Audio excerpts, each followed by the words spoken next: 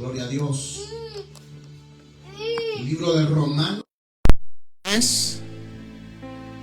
Cuando todos lo tengan pueden decir amén. Vamos a leer del verso 21 al verso 24 nada más. Lo leemos en el nombre del Padre, del Hijo y de su Santo Espíritu. Y la palabra del Señor dice así: pero ahora, aparte de la ley, se ha manifestado la justicia de Dios, testificada por la ley y por los profetas. La justicia de Dios por medio de la fe en Jesucristo, para todos los que creen en Él, porque no hay diferencia, por cuanto todos pecaron y están desechados de la gloria de Dios, siendo justificados gratuitamente por su gracia, mediante la redención que es en Cristo Jesús.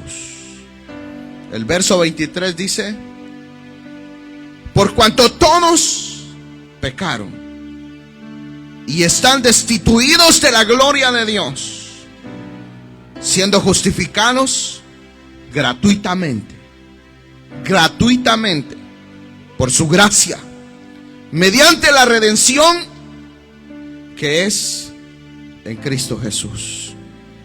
Cierren sus ojitos por un instante, inclinen su rostro y digamos: Padre y buen Dios que estás en los cielos, una vez más, Señor, te damos las gracias, porque por tu gran misericordia, Señor, nos permites acercarnos a ti y poder darte a ti la honra, poder darte a ti la gloria, la alabanza y la adoración, Señor. En esta noche, Señor, nos disponemos a poder, Señor, meditar en tu maravillosa palabra.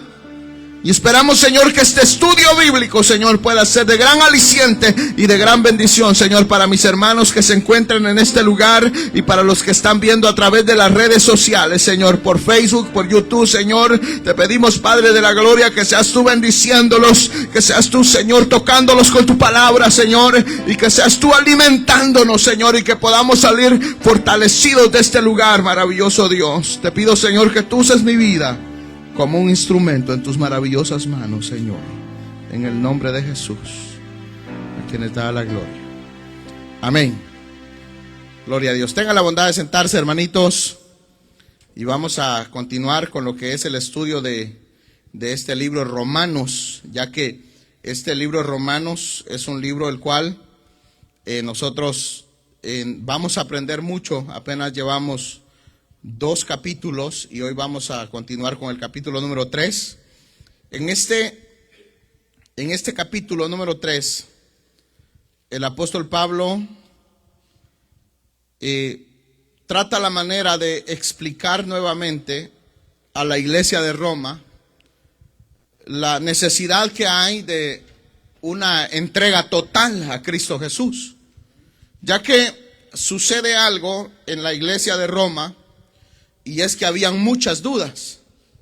Recuérdense que el evangelio a ellos les llegó por misericordia, como nos llegó a nosotros. Hubo un grupo de personas que cuando el Espíritu Santo se derramó en Pentecostés, que lo menciona en el capítulo número 2 de Hechos, mucha gente creyó.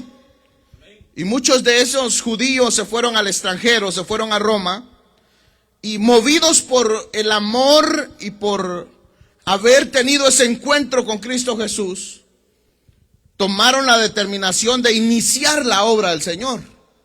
Y aquí es donde nosotros vemos de que para hacer la obra del Señor realmente no necesitamos nosotros adquirir gran conocimiento. Como mucha gente dice, no, es que cuando ya lea toda la Biblia y cuando ya corra por algunos estudios bíblicos, entonces sí voy a empezar. Como también hay mucha gente que dice, voy a arreglar todos mis problemas y después me entrego a Cristo. Nunca se va a entregar a Cristo, porque nunca vamos a arreglar todos nuestros problemas. Nuestros problemas van a terminar el día que Cristo nos llame a su presencia. El día que nos vayamos de esa tierra. ¿Se quieren ir ustedes? ¿O todavía están bien enraizados como están los árboles? ¿Han visto ustedes esos árboles cuando los arrancan de la raíz? Las raíces rompen la tierra. Pues que Cristo rompa esa tierra para que usted también, hermanos, se desarraigue. Y estemos dispuestos, hermanos, a que cuando tengamos que alzar ese vuelo, poder irnos a la presencia de nuestro Señor. Pero realmente, hermanos, aquí podemos notar nosotros de que esta iglesia inició realmente porque nuestro Dios es sobrenatural. Es que solo con el hecho de considerar nuestras vidas, yo no sé si usted se ha considerado quién es usted. ¿Usted se ha considerado digno de realmente merecer y merecedor de la misericordia del Señor? ¿Cómo se ha considerado usted? ¿Cómo se ha catalogado como alguien que sí, hermano, es que yo realmente no he caminado por caminos malos desde pequeño? Fui bien educado, crecí con una familia que me educó de la mejor manera, y entonces pues yo considero que yo soy merecedor. ¿Cuánto se siente así? Para bajarlo de la nube. Porque realmente necesitamos que alguien nos baje de esa nube. Para que comprendamos, porque si no nos bajamos de esa nube, yo creo que usted me entiende cuando le digo bajarnos de esa nube, la obra de Cristo no va a ser posible que se haga realidad en nosotros. Sino que vamos a morir creyendo que somos buenas personas. Pero en realidad no hay nada bueno en nosotros. Pero lo que más admirable que nosotros tenemos que notar en esta iglesia de Roma es que aunque no tenían un conocimiento pleno del evangelio de nuestro Señor Jesucristo, o el significado realmente de cuánto significa que Cristo Jesús haya morido en la cruz del Calvario y que haya resucitado al tercer día y que ahora esté a la diestra del Padre. Ellos no lo tenían tan en claro, pero tenían un corazón deseoso de poder llevar el evangelio del Señor. Y cuando llega el apóstol, habían muchas preguntas y el asunto de las dificultades o la problemática en la iglesia en Roma es, cuando uno lo analiza, es que habían cristianos judíos y cristianos gentiles. Entonces los gentiles creían una cosa y los judíos creían otra cosa. Los judíos querían judaizar a los gentiles. Y los gentiles no con el entendimiento o con lo que ellos entendían era prácticamente ellos desechaban la ley. Y de eso es lo que vamos a hablar hoy en esta tarde, sobre el trasfondo de la gracia. ¿De qué vamos a hablar? El trasfondo de la gracia. El próximo miércoles se los pregunto. O el domingo o el viernes, cualquier día los agarro. Y le voy a preguntar a los de atrás. El trasfondo, no, al último. Al que esté hablando le vamos a preguntar. El trasfondo de la gracia. Amén. Entonces, prácticamente, como les decía, estaba ese conflicto que si realmente se necesitaba cumplir la ley o realmente la ley no tenía ningún significativo. Entonces el apóstol Pablo se dio a la tarea de explicarles a ellos. Recuérdense que el pueblo de Israel desde Abraham fue un pueblo escogido por Dios. Prácticamente se puede pensar de que no porque ahora seamos cristianos nos da facultad de poder despreciar o menospreciar al pueblo de Israel, o sentirnos mejores. No es que yo soy cristiano, yo soy mejor que ellos. De ninguna manera. El apóstol Pablo aquí les aclara a ellos punto por punto que no hay ninguno mejor que nadie. Todos somos cortados con la misma tijera. Todos somos incapacitados.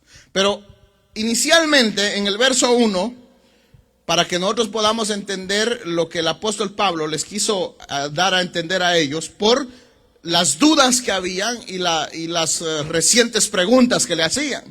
Dice, ¿qué ventaja tiene, verso 1, qué ventaja tiene pues el judío, o de qué aprovecha la circuncisión? Amén.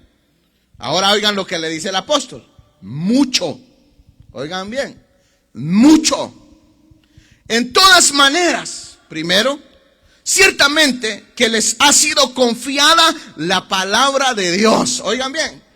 Le está diciendo, no podemos menospreciar al pueblo de Israel o a los judíos por una razón. Que el Señor en primer lugar los eligió como su pueblo. Grite el que grite, salte el que salte, lo quiera aceptar el que lo quiera aceptar y el que no, no.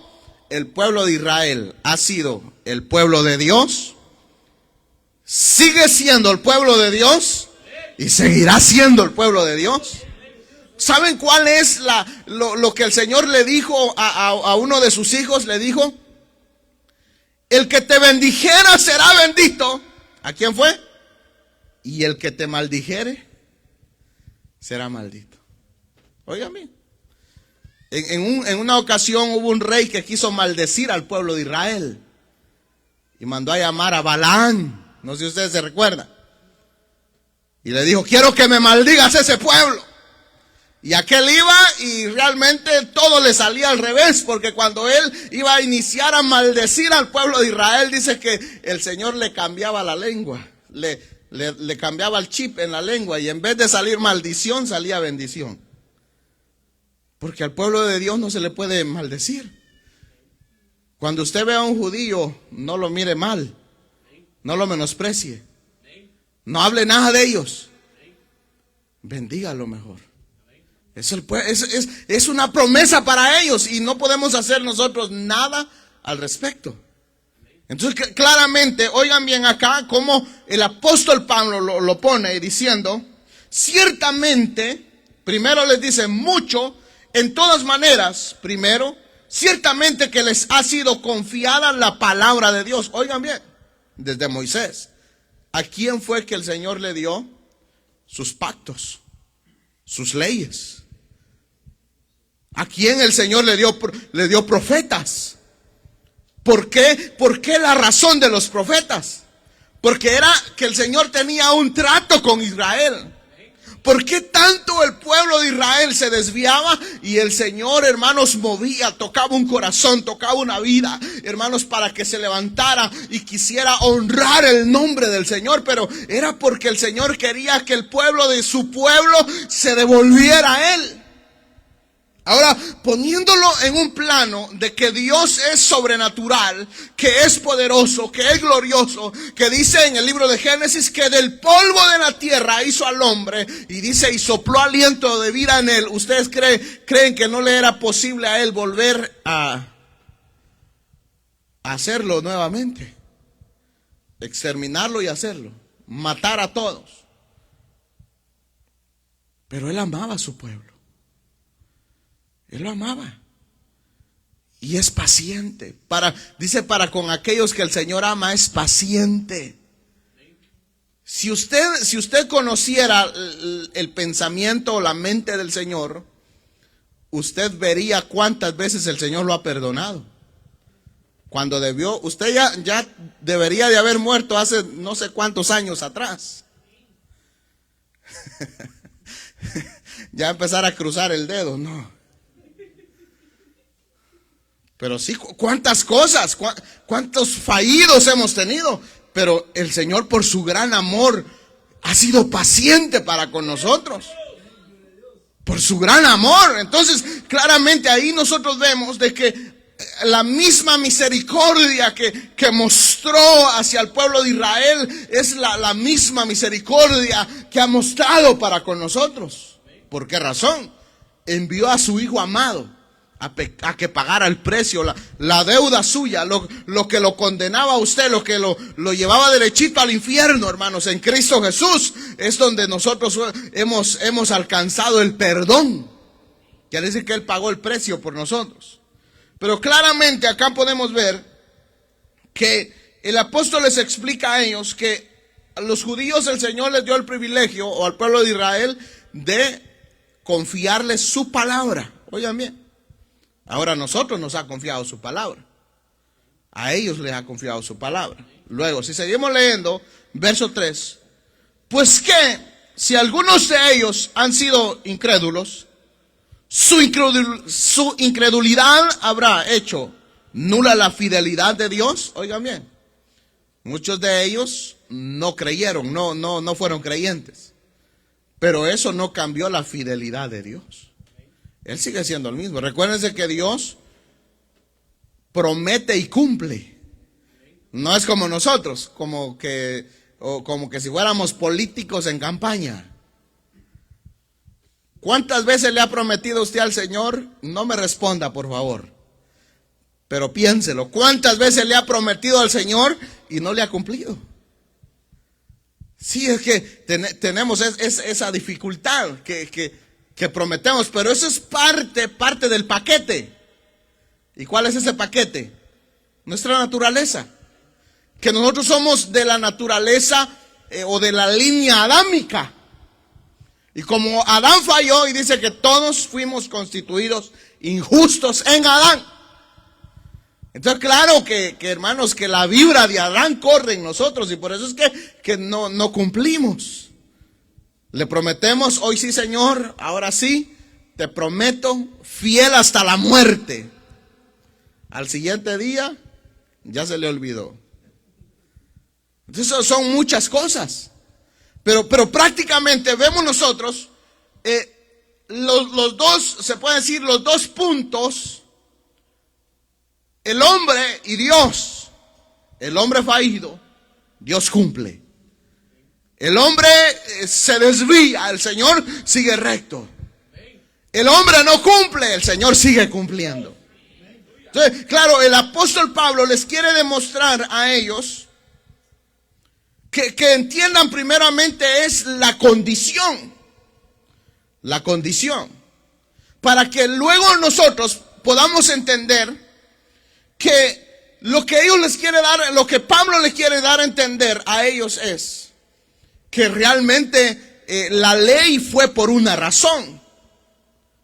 Y fue para que a través de la ley se saliera a relucir la naturaleza del hombre. Quiere decir que la ley hace relucir realmente lo que nosotros somos. No hay engaño, no hay filtro. Hoy nosotros podemos engañar. Le metemos unos 20 filtros a la foto y quedamos chulos. Ante el Señor no hay ningún filtro. Él no va a ver la cara.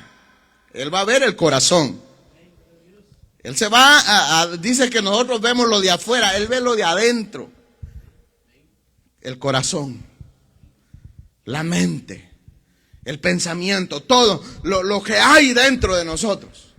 Pero ante todo eso vemos nosotros que cuando se habla de que los judíos querían que los gentiles cumpliesen o viviesen la ley, el apóstol les quería hacer entender también a ellos que aún ni ellos mismos la habían cumplido o llegaban al nivel de poder, hermanos, vivirlo como estaba establecido, sino que era imposible hacerlo.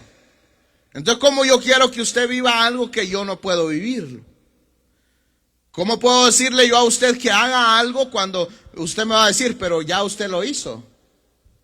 O decirle a usted, hermano, vaya a la luna.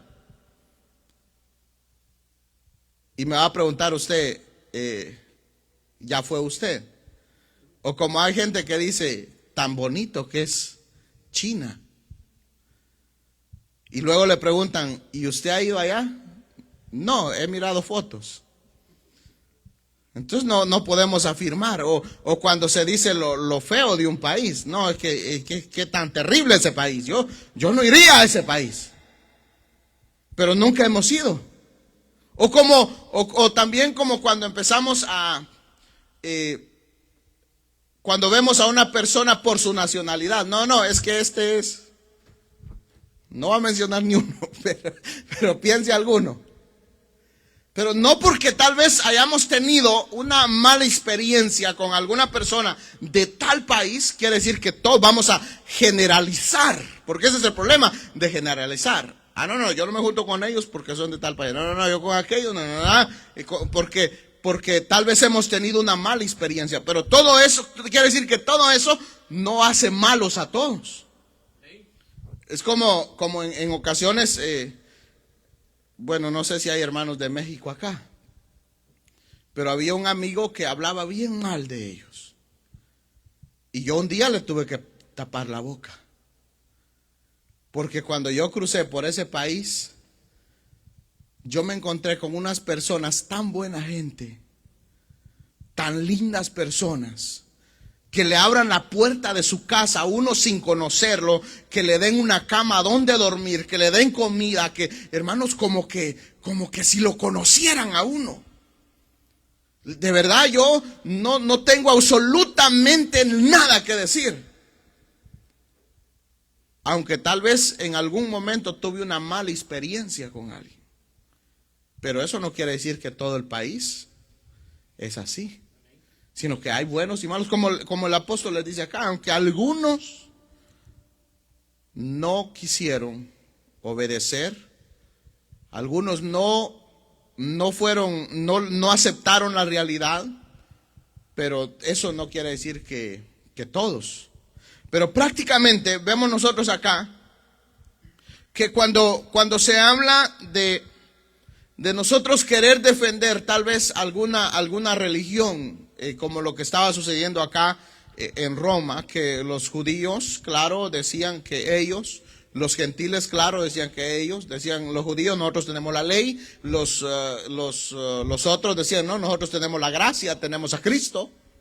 Entonces, como ya tengo a Cristo, no importa lo que haga y de todas maneras soy salvo, siempre salvo. Cuando no es de esa manera.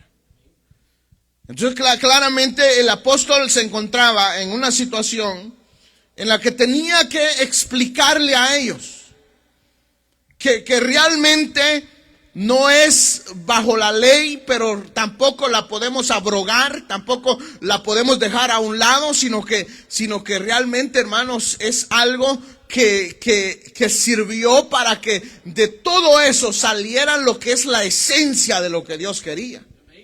Porque para eso fue. Conociendo la maldad del hombre, la naturaleza del hombre tan pecaminosa, tan agobiada, era necesario que el Señor hiciera algo para que a través de todo eso realmente saliera lo que es agradable delante del Señor. Entonces más adelante dice, el verso 5 vamos a leer.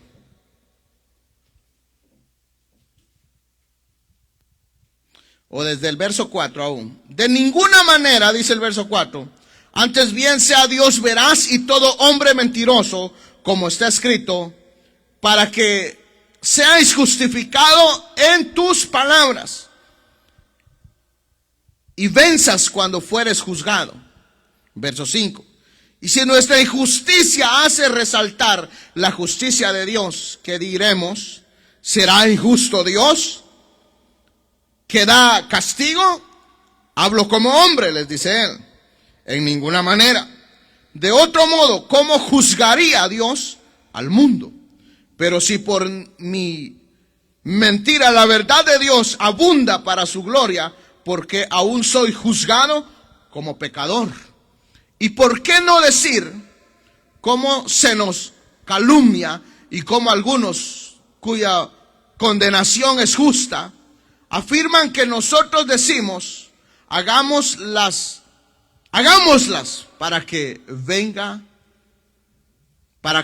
bienes? Entonces claramente nosotros no podemos confundir una cosa con la otra, sino que es realmente entender que ante el Señor se necesita realmente sinceridad de corazón. Entonces, aquí en el verso 9, el verso 10, verso 12, vamos a ver cómo el apóstol Pablo les quiere explicar a ellos realmente de que no hay nadie mejor que nadie, o que alguno sea mejor que algo otro. Dice el verso 9, ¿qué pues? ¿Somos nosotros mejores que ellos? Oigan bien, ¿qué pues somos nosotros mejores que ellos? En ninguna manera. Pues ya hemos acusado a judíos y a gentiles que todos están bajo pecado. Pero oigan bien cómo dice. Como está escrito, oigan bien, no hay justo, ni aun uno, no hay quien entienda, no hay quien busque a Dios. Todos se desviaron a una, se hicieron inútiles. No hay quien haga lo bueno, no hay ni siquiera uno. Oigan bien, el apóstol Pablo les está hablando a los judíos. Les está hablando a estas personas que de alguna manera la información que habían recibido no había sido la información adecuada. Entonces, claramente aquí podemos nosotros pensar en el no sojuzgar, en el no pensar que porque soy cristiano soy mejor que los demás, o santificarme,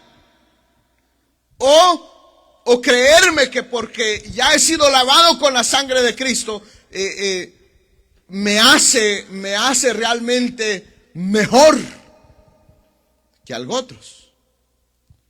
Porque incluso cuando se habla de pecado, nosotros a veces calificamos los pecados. Creemos que si compongamos, alguien fornica, alguien adultera, alguien asesina, son pecados altos, graves. Pero si es medio mentirosito, mentiritas piadosas, medio chismosito, o algo otra, ¿qué digo? No. Prácticamente lo mismo es el que, pongamos en el caso de nosotros, decimos, sojuzgamos al fornicario, sojuzgamos al adúltero, al fornicario, al borracho, al drogadicto, y hermanos, y prácticamente ponemos el hacha en el cuello. Pero en cierta forma, aún siendo cristianos, y no quisiera decirlo, pero lo voy a decir pluralmente y me voy a incluir yo, somos mentirosos, somos charlatanes. No sé si entienden eso. Somos ¿qué? Chismosos. Sí, hay cosas. Entonces dice, no, yo lo pensé nomás. Pero ya eso ya es pecado. Pensarlo ya es pecado. Lo deseé, pero nadie lo supo. Ya es pecado. Dice que desde que lo consideramos en nuestro corazón, ya, desde que lo entramos, le puede llegar a la mente, pero cuando está en la mente, son dos cosas: lo expulsa o se lo traga. Si lo expulsa, está limpio, pero si se lo traga, tragarse lo que quiere decir es que permite que le llegue al corazón.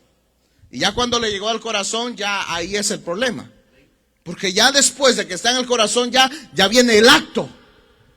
Ya viene el hecho. Quiere decir que ya de ahí, aunque se quiera echar para atrás, ya la carne ya se fue.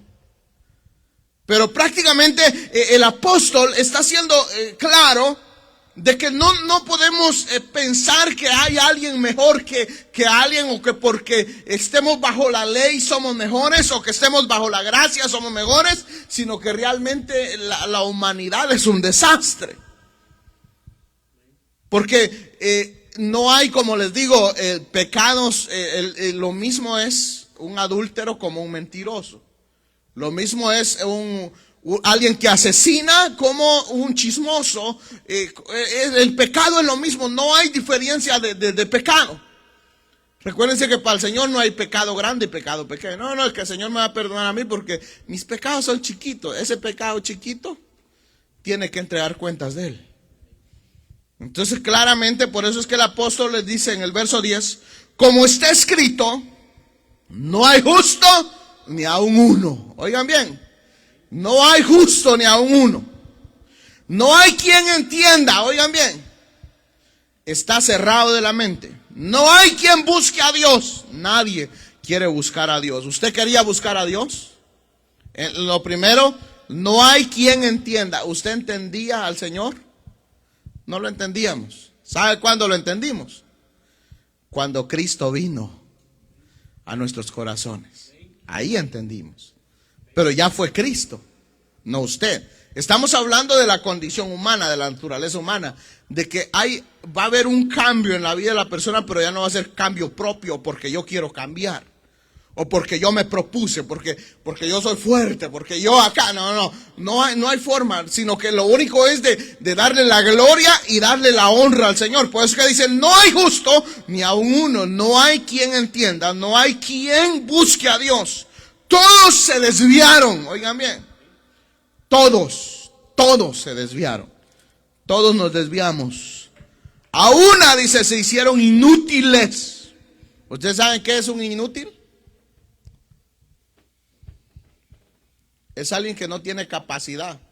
Le dicen, levante esa bocina y no puede porque está inútil, no tiene fuerza, está desnutrido. ¿Cómo están ustedes? Nutridos, se comen su avenita en la mañana, su cornflakes. ¿Qué comen? Comen plátano para fortalecerse. En este caso dice, hermanos, que la condición es dice, pende a no tener fuerza. Dice, no hay quien haga lo bueno. No hay ni siquiera uno. Amén. Entonces es que yo creo en la ley, pero la ley, para que sea válida, tiene que cumplirla todita. Y bíblicamente no ha habido nadie que ha cumplido la ley. ¿Usted cree en eso? ¿Habrá alguno que ha cumplido la ley? Que usted me lo mencione.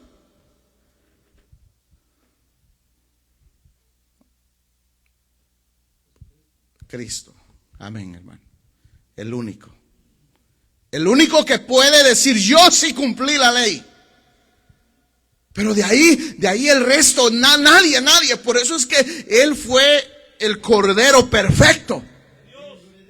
Porque cumplió, oigan bien, cumplió con las medidas que se requerían. Por eso es que Cristo tiene la capacidad de representarnos.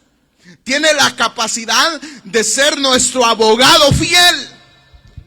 Tiene la capacidad de defendernos. ¿Por qué razón? Porque Él, hermanos, claro, Él cumplió absolutamente toda la ley y no falló en absolutamente una. Entonces, claro, Él alcanzó, hermanos, la bondad, el respaldo de Dios o la confirmación de Dios.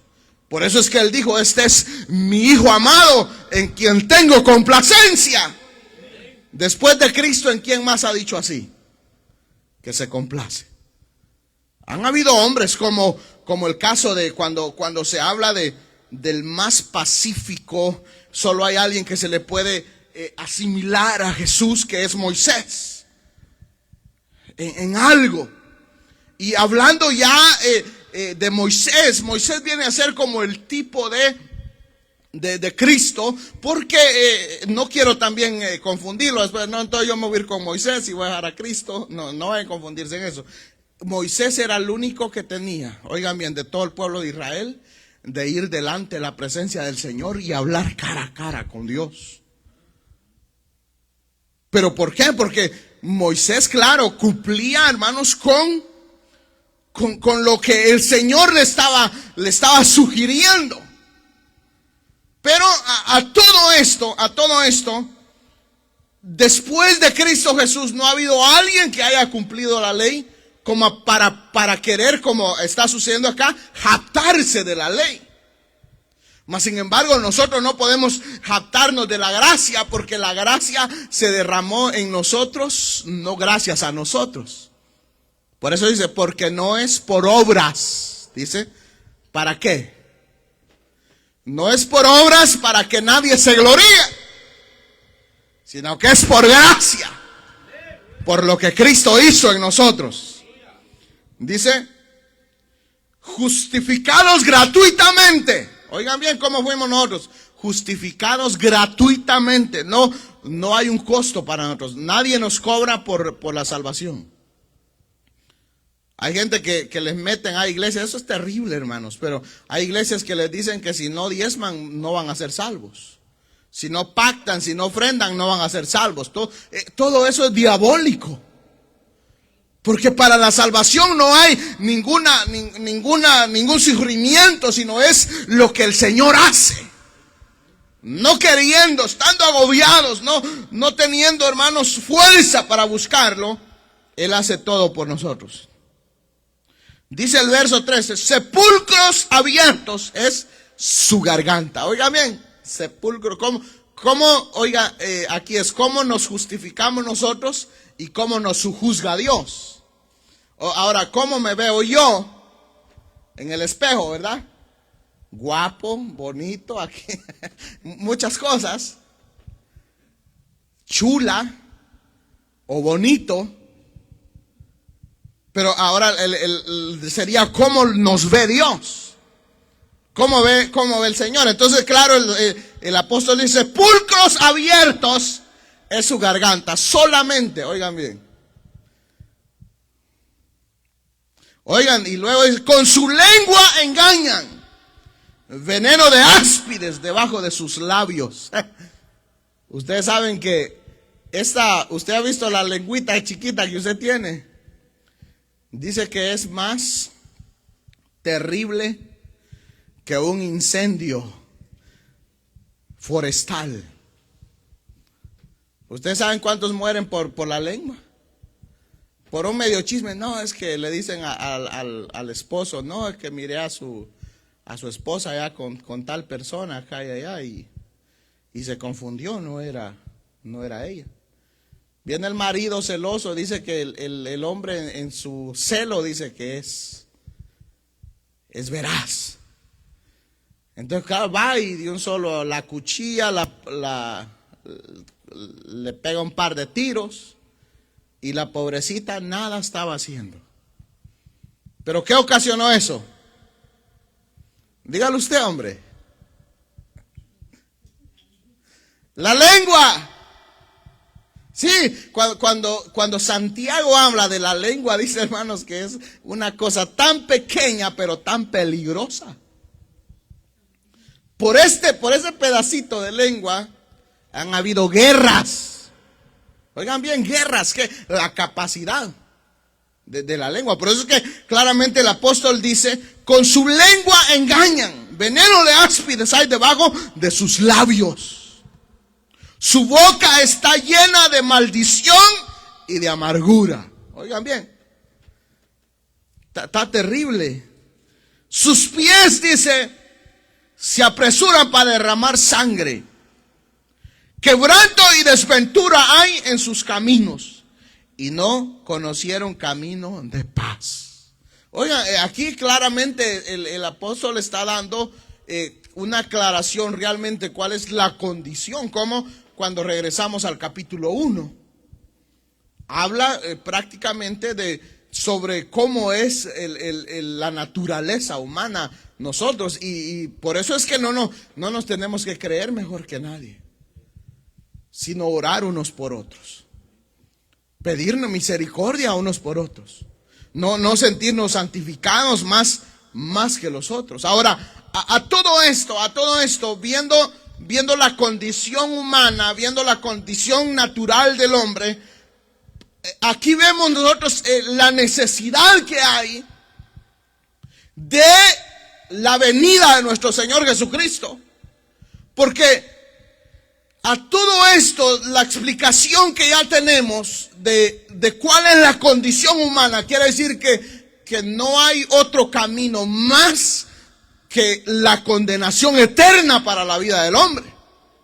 Pero más sin embargo, ahí es donde nosotros podemos ver la misericordia, el amor, la bondad de Dios para con nosotros, en que siendo malos, Él envió a su Hijo amado para que viniese a pagar nuestros pecados. Cuando Cristo Jesús, oigan bien, cuando Cristo Jesús murió en la cruz del Calvario, tomó sus pecados, los pecados suyos, los pecados míos, se los puso en sus hombros y fue Él y pagó el precio de nuestros pecados. Y por eso es que ahora, hermanos, el único que puede ser salvo es aquel que tiene ese encuentro con Cristo Jesús. Y a todo esto todavía se le puede añadir de que nadie puede llegar a los pies de Cristo si Él no le llama y si Él no le toca. Yo de mi propia cuenta, ¿usted quería seguir a Cristo? ¿Quería seguir a Cristo? ¿Lo quería aceptar? Por eso es que duramos tanto tiempo. Y cuando uno le hace el llamado, habrá alguien que quiera aceptar a Cristo como su único y suficiente Salvador. Dice, no, en otro día. No, todavía no. Como que si compra pupusas, quiere comprar tamales, como que si algo o algún objeto uno le está promoviendo. No, saben, es el rumbo de lo que destina. Pero aquí es donde vemos, está bien, la persona está bien, no puede ser sujuzgada por eso. No quiero que usted vaya a pensar que yo estoy sujuzgando a los que no le entregan la vida a Cristo. Es que es normal. Eso hubo en mí, hubo en el hermano, en las hermanas, en todo. Que era normal. No queríamos nada con el Señor por nuestra naturaleza. Pero llegó un día, hermanos, que su palabra llegó a nuestro corazón. Llegó un momento que el Señor nos hizo una operación sobrenatural en nosotros, que no queriendo Él puso en nosotros que quisiéramos de Él. Y que hoy, hermanos, anhelemos su presencia. Pero claramente está explicado en el verso 21 en adelante. Porque ahora, aparte de la ley, se ha manifestado la justicia de Dios, testificada por la ley y por los profetas. Oigan bien, la justicia de Dios por medio de la fe en Jesucristo. La justicia por medio de la fe en Jesucristo. Ahora, cuando no éramos cristianos, ¿teníamos fe? ¿La fe que conduce a la salvación? No, porque el Señor puso esa fe en nosotros. Entonces, claro, la fe es un regalo de Dios. Es un don de Dios para nuestra vida. Es un regalo que el Señor nos otorga. Amén.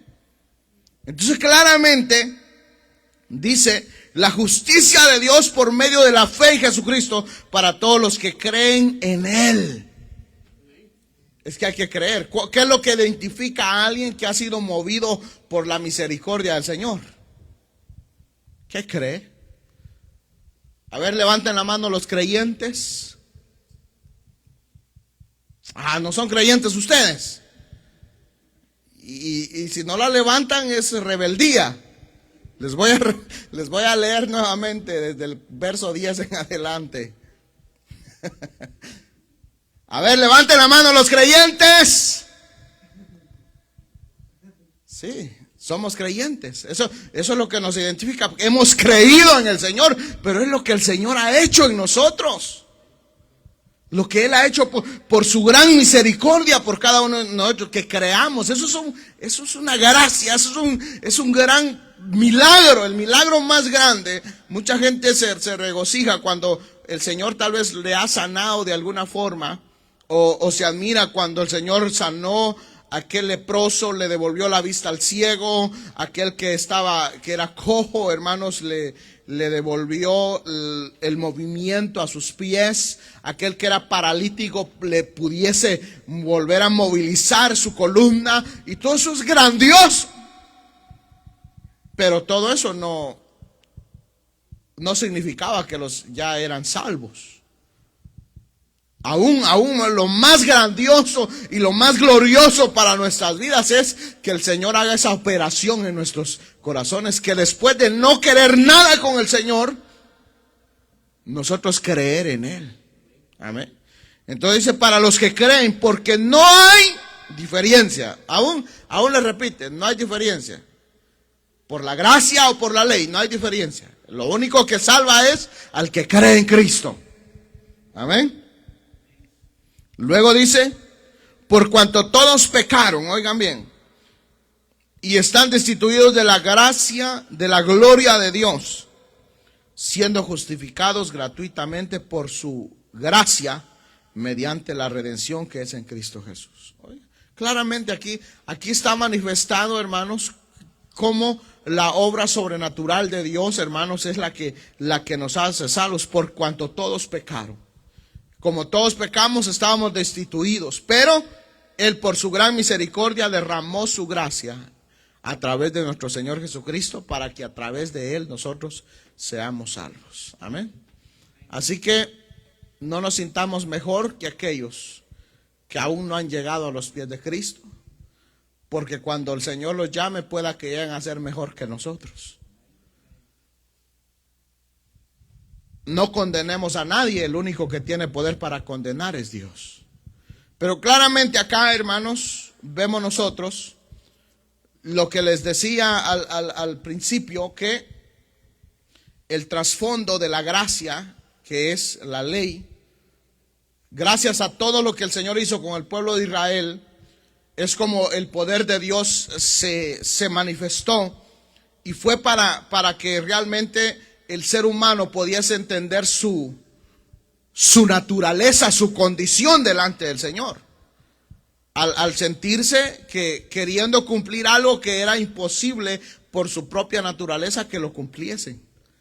Pero para eso Él envió a su Hijo amado, para que no nos preocupemos por cumplirla, sino que Él, hermanos, ya hizo la obra sobrenatural en nosotros.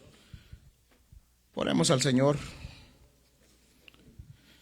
Digamos, Padre y buen Dios que estás en los cielos,